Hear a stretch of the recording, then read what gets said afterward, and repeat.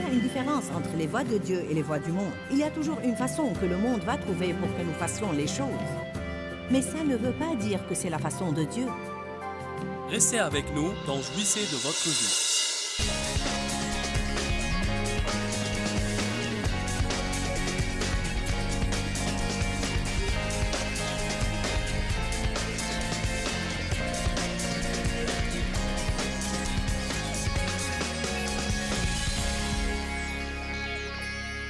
La loi stimule la chair. Quand nous essayons de mettre les gens sous la loi, ça ne fera que les inciter à vouloir faire davantage la chose qu'on leur interdit. Dites, Dieu seul peut changer les gens. Si l'Éternel ne bâtit pas la maison, il travaille en vain. Ésaïe 49, 4, 5. Nous allons parler de Jacob pour un instant. Puis j'ai dit, c'est en vain que j'ai travaillé. C'est pour le vide et le néant que j'ai consumé ma force.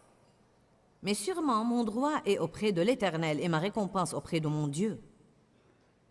J'aime le fait que Jacob, bien qu'il se rende compte qu'il a vécu selon la chair et perdu son temps et n'a pas eu de bons fruits, il savait pourtant que Dieu seul pouvait l'aider.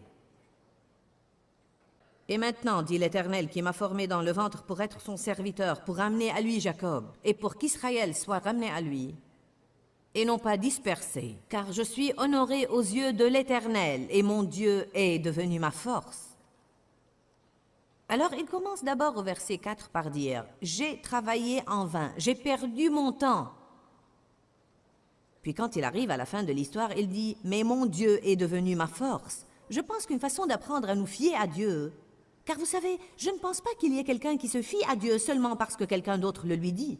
Je peux me tenir ici et prêcher au sujet de se fier à Dieu, et vous n'allez pas le faire, simplement parce que je vous le demande. Vous allez être obligé de traverser des choses, et normalement vous allez découvrir ce qui ne va pas marcher avant d'accepter ce qui va marcher. Normalement, nous devons travailler jusqu'à épuisement, et arriver au point où nous sommes si exaspérés d'essayer de faire une chose, d'essayer encore, et finalement d'aboutir à quoi? À la fin de nos ressources. Combien de vous en sont presque là? Vous êtes juste sur le point de vous effondrer. C'est comme... D'accord, je suis presque prêt à renoncer maintenant. Je veux essayer cette dernière chose, mais si ça ne marche pas...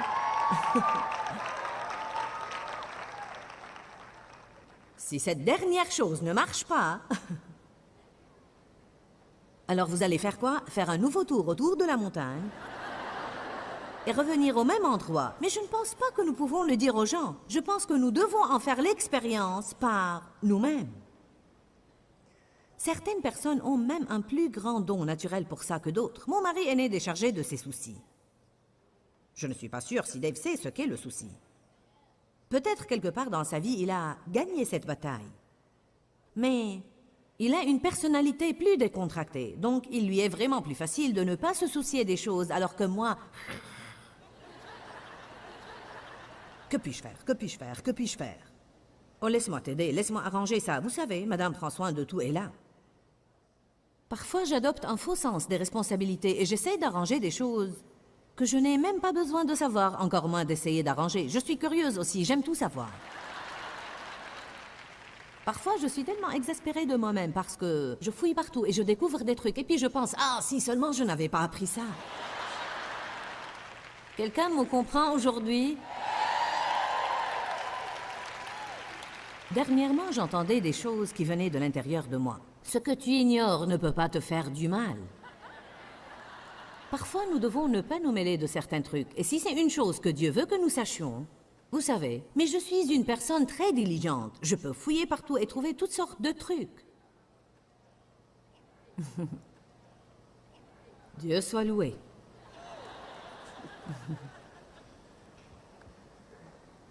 Ouh, Jésus, aide-nous.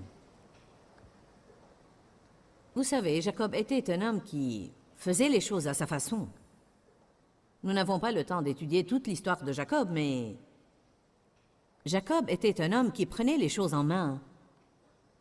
Et il a volé le droit d'aînesse à Ésaü. Il a triché et menti pour prendre la bénédiction du premier-né. Puis il a été obligé de s'enfuir et de se cacher. Et beaucoup de fois, c'est le résultat de nos œuvres. Nous finissons par nous enfuir et nous cacher car nous ne laissons pas Dieu faire les choses. Et ainsi, il s'est enfui. Quand finalement Ésaü était en colère contre lui, et que Jacob eut peur et s'est senti physiquement menacé, il a tiré les voiles et s'est enfui dans le désert et a rencontré son oncle Laban, a vu Rachel là-bas et a voulu l'épouser. Donc il a convenu avec Laban de travailler pour lui 7 ans pour pouvoir épouser Rachel. Eh bien, Jacob était un tricheur, un menteur et un escroc. Et je vais vous montrer dans la Bible amplifiée que c'est ce que son nom signifiait. Escroc, intrigant, voleur, quelqu'un qui pensait qu'il savait ce que Dieu voulait. Parfois, nous pouvons savoir ce que Dieu veut, mais cela ne nous donne pas le droit d'essayer de faire qu'il se produise. Et nous devrions toujours attendre les moyens de Dieu pour qu'il se produise. Donc, Jacob avait un sentiment de la destinée. Il avait le sentiment que des choses importantes allaient lui arriver, et il a pris les choses en main et essayé de faire qu'elles se produisent. Il n'a pas attendu que les plans de Dieu s'élaborent en ce qui le concerne, mais il a élaboré son propre plan. Et pendant qu'il le faisait, il a fait beaucoup de mauvaises choses et... parce qu'il était un tricheur, un escroc et un voleur, il a commencé à moissonner ce qu'il avait semé, et bien que Laban lui ait dit « Si tu travailles pour moi 7 ans, je te donnerai ma fille », quand les 7 ans furent terminés et c'était l'heure de faire le mariage, dans le temps, elle portait de grands voiles. Donc, il ne pouvait pas voir la mariée. Et ce que Laban a fait, c'est qu'il lui a donné sa fille aînée, qui était loin d'être aussi séduisante que l'était Rachel, et ils l'ont même enivrée ce soir-là, avant la consommation du mariage. Et il s'est réveillé le lendemain et il s'est rendu compte qu'il avait eu une autre femme. Eh bien, il était un peu dérangé. Mais vous savez quoi? Il a eu ce qu'il méritait. Pourquoi? Parce que c'était la façon dont il traitait les autres.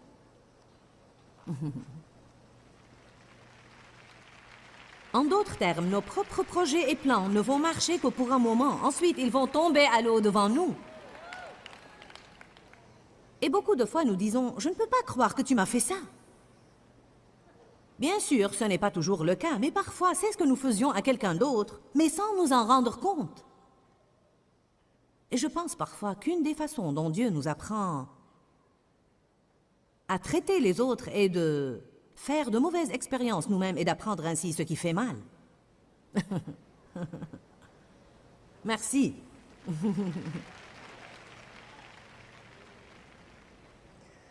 Je pense qu'une partie de la façon dont j'ai appris à traiter les gens, c'était quand les autres me faisaient du tort et...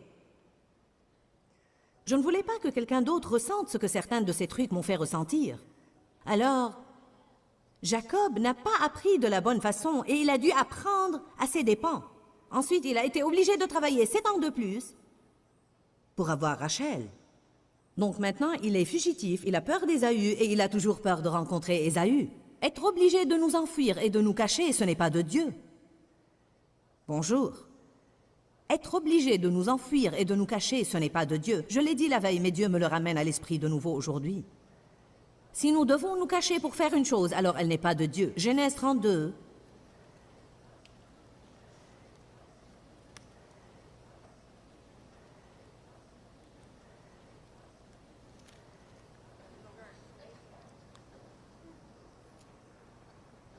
Verset 17.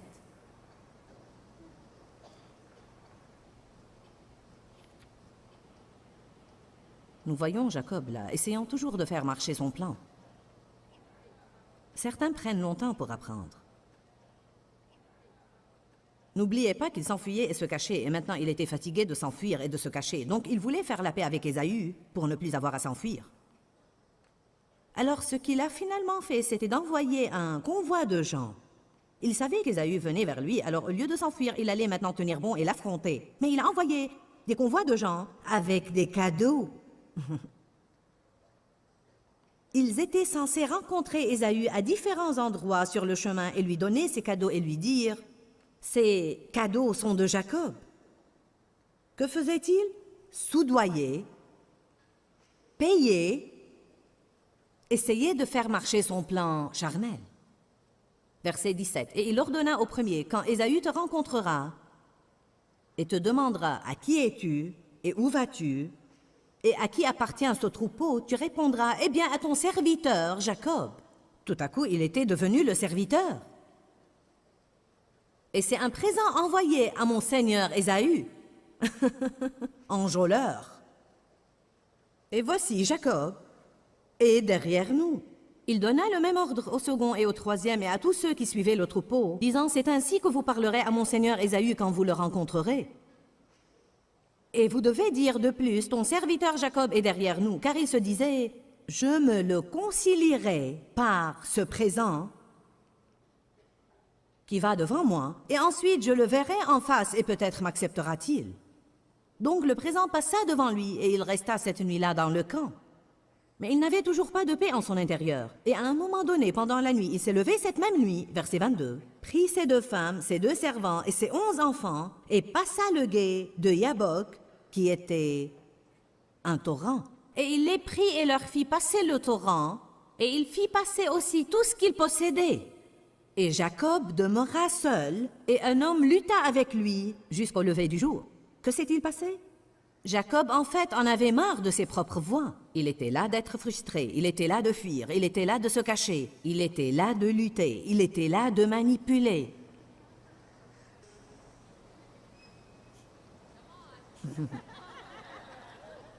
Finalement, il s'est calmé. Il était seul.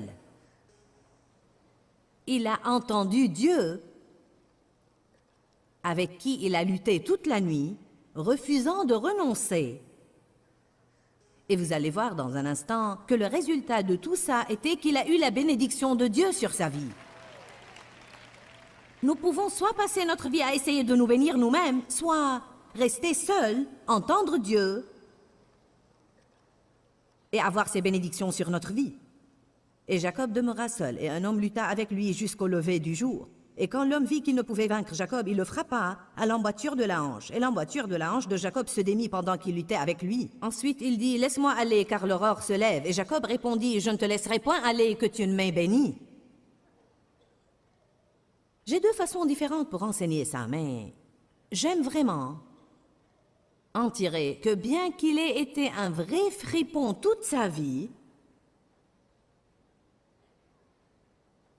il est arrivé à un point où il s'est repenti de son ancienne conduite et il a dit « Je vais quand même insister pour avoir une bénédiction. » Beaucoup de gens ne feraient pas ça. Une fois qu'ils se rendent compte du mal qu'ils ont fait, ils pensent qu'ils ne méritent absolument pas d'être bénis. Mais pas Jacob. Il a dit « Je ne te laisserai point aller que tu ne m'aies béni. » Je sais que j'ai été ceci et cela et que la façon dont je m'occupais des choses n'était pas bonne.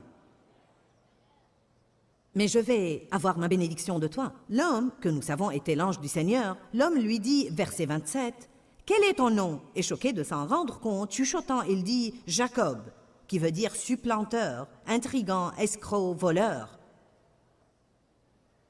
Choqué de s'en rendre compte. Voyez, il s'est finalement reconnu et il a su ce qu'il était. Il lui dit, « Ton nom ne sera plus Jacob, supplanteur, mais Israël, lutteur avec Dieu, car tu as lutté, et tu es fort avec Dieu et avec les hommes, et tu l'as emporté. » Il s'était calmé, il est demeuré seul, il a eu une bénédiction de Dieu. Parlons du fruit pour un instant. Allez à Jacques, chapitre 3.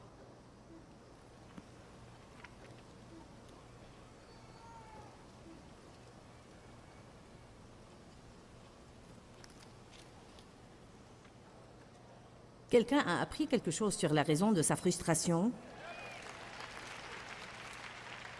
Nous avons des gens qui nous regardent à la télé. Vous êtes comme « Ah, Dieu, c'est pour ça que je suis frustré. » C'est pour ça que je lutte tout le temps. C'est pour ça que rien ne marche. Ce que je dois faire, c'est arrêter et avoir le plan de Dieu. Comment puis-je savoir qu'une chose est de l'esprit ou de la chair? Du fruit, dites tous fruit. Jacques 3, verset 13, dit « Est-il quelqu'un de sage et d'expérimenté parmi vous? Qu'il fasse voir, par une bonne conduite et par sa vie noble,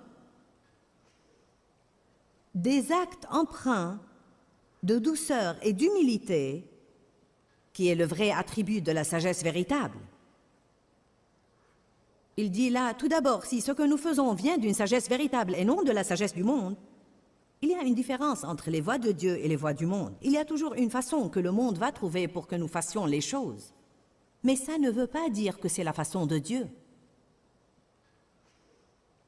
Il dit tout d'abord, le tout premier attribut de la sagesse véritable est l'humilité. Donc personne ne marche selon la sagesse véritable sauf s'il s'appuie sur Dieu. Peu importe l'intelligence que montre n'importe qui. Il ne marche pas selon la véritable sagesse, sauf s'il s'appuie sur Dieu. Laissez-moi vous lire une blague que j'ai ici sur l'homme le plus intelligent du monde. Il y avait un avion ayant à bord 4 passagers. Le pilote est venu là où les passagers étaient et a dit « J'ai une mauvaise nouvelle, nous allons nous écraser. Vous êtes 4 là et nous n'avons que 3 parachutes. Alors vous devez décider parmi vous qui va prendre les parachutes et qui va mourir. » Eh bien, il y avait là un boy scout, l'homme le plus intelligent du monde. Il y avait un homme âgé et le dernier était un pasteur. Le pasteur dit « Prenez les parachutes car je sais où j'irai quand je mourrai et je suis prêt à mourir. » L'homme le plus intelligent du monde dit « Eh bien, je dois avoir un parachute car je suis intelligent et le monde ne peut pas se passer de moi. » L'homme âgé dit au pasteur et au boy scout « Prenez les 2 parachutes qui restent car j'ai déjà vécu ma vie et vous... Il vous reste beaucoup devant vous, alors allez-y vous 2 et prenez les 2 parachutes restants. » Le boy scout dit « Vous savez quoi, nous n'avons pas de problème. L'homme le plus intelligent du monde vient de sauter de l'avion avec mon sac à dos. »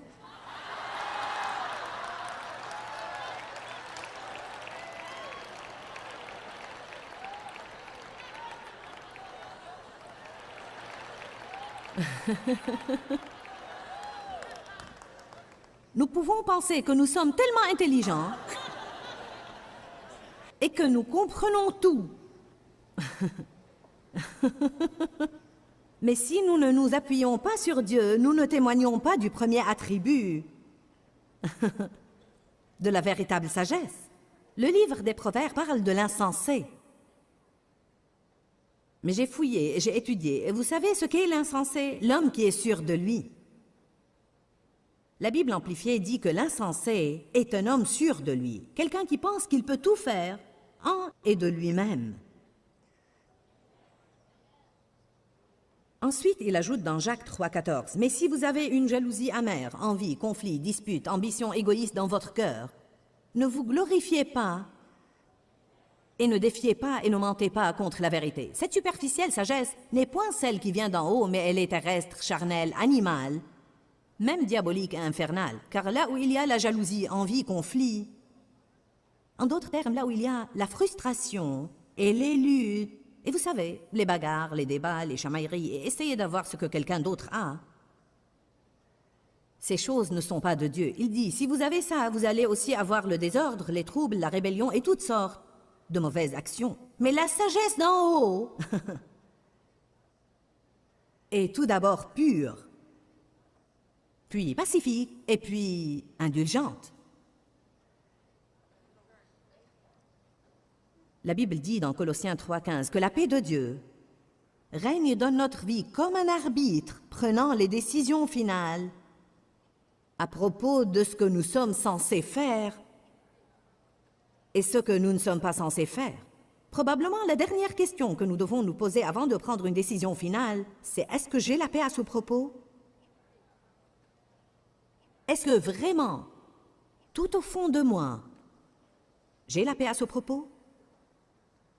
La sagesse d'en haut est pure, pacifique, courtoise, modérée, gentille, prête à entendre raison.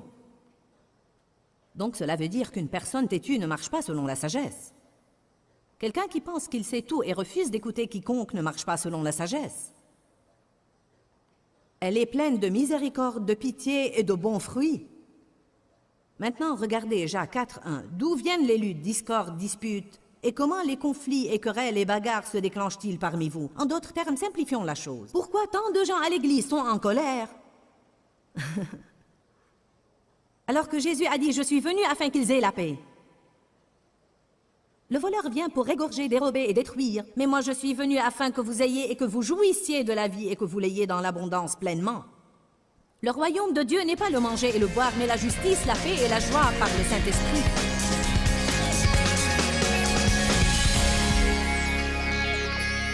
Je suis sûre qu'aucun de nous ne veut travailler en vain. Une des choses les plus frustrantes, c'est de travailler sur une chose qui ne marche pas. En d'autres termes, de mettre tous nos efforts et notre énergie dans une chose qui ne produit pas de bons fruits. La Bible dit que Dieu est le chef et le consommateur de notre foi. Mais Dieu n'est pas contraint à finir une chose qu'il n'a pas commencée. Alors nous devons examiner nos cœurs et découvrir ce qui est de Dieu et ce qui n'est pas de lui. Nous devons demeurer dans la volonté de Dieu, car il n'y a pas un autre endroit qui nous apportera la paix et la joie. Ne passez pas votre vie à travailler en vain. C'est une porte ouverte à l'ennemi. Dis-leur que je les aime. Dans ce livret, Joyce Meyer donne une révélation de l'amour de Dieu pour nous. Pour obtenir ce livret gratuitement, écrivez-nous à Joyce Meyer, boîte postale 40095-6300, Larnaca, Chypre. Ou bien visitez notre site web www.joycemeyer.org/fr.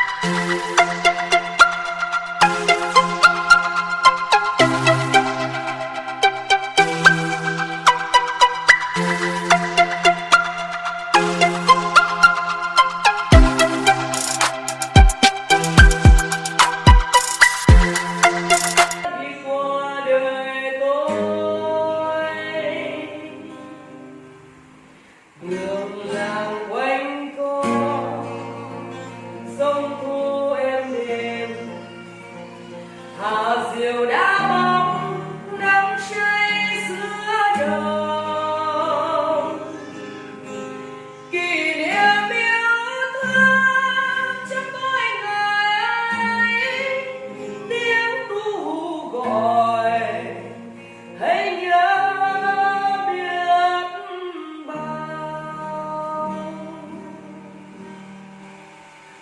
Tôi xa quê bao năm tháng qua, nhưng trong trái tim không bao giờ xa. Lời mẹ ru con hiu hiu chưa hè, mùa lụt nước lũ bắt